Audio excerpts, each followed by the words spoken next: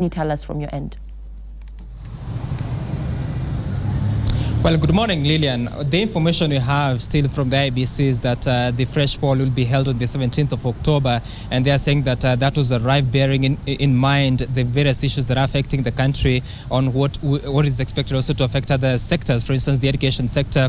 And so they are saying that when they do the election on the 17th of October, they have enough time to prepare, because you're talking about 41 days to that date today, maybe 42 days to that particular date, but they are saying that current law they are doing is to lay the grounds on how to achieve that particular date. But also what they are adding is that even as they try to see what they need to change, what they need to do differently from what they did on the 8th of August up to the 11th of August when they declared the first election, that is the presidential election, the first instance, they are saying that they're still waiting for the judgment of the Supreme Court. That is the full detail of the judgment, so that they're in a position to know what really are the areas that they need to focus on. And you remember that there has been the rumor to do with the axing of some of the officials who've been managing the election. The information that you got yesterday, that some of the officials, top officials of the commission, have been affected. But now the information you're getting is that so far there's no official action of that kind,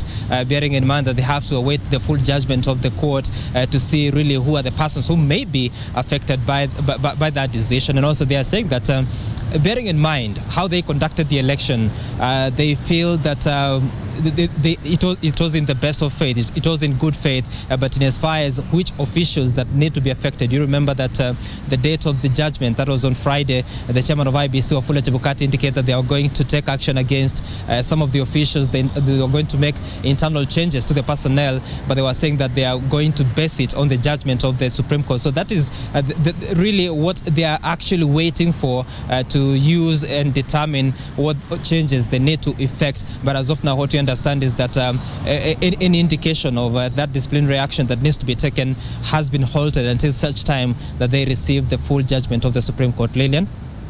Thanks for that. That's Sam Gituku staying there with that story, and we'll be getting more from him as regards the IEBC and their plans to conduct the fresh election. Yesterday, they came out to say that the date that has been slated for that particular exercise is the 17th of October 2017. Crossing over now to Uasin Gishu County, where we'll be talking to John Wanyama.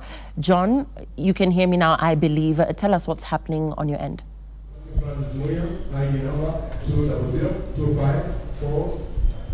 John Wanyama, good morning.